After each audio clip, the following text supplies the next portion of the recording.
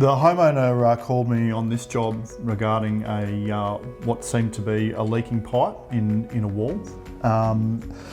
It wasn't as straightforward as everyone expected or would imagine to be. What in fact had happened was that the initial build about 20 years ago had used the incorrect size bending tool to form a bend on this change of direction here.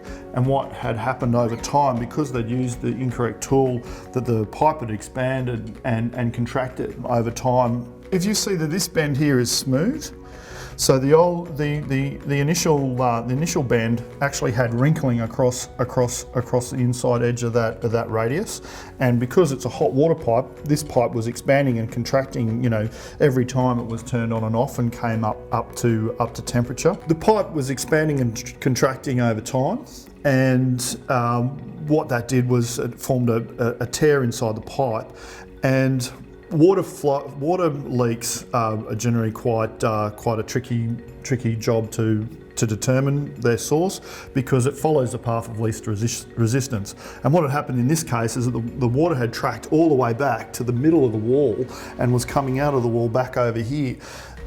So it posed a number of difficulties in determining the location, but we did get to the bottom of it. And as you can see, we have a beautifully formed bend there.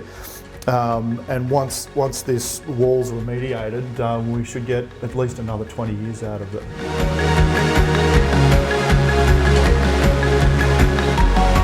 Now what we have here is another case of water appearing in a location where the actual fault is somewhere completely different.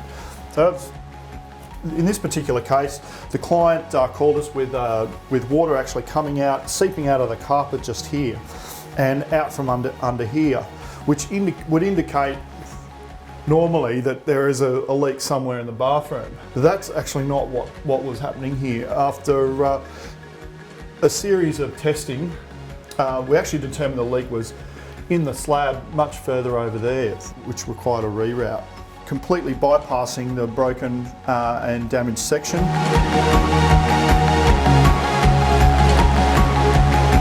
Most customers, in my experience, is their second most important aspect of the job is how quickly the job can be identified and then assessed, and then how long it's actually going to take for the job to be completed.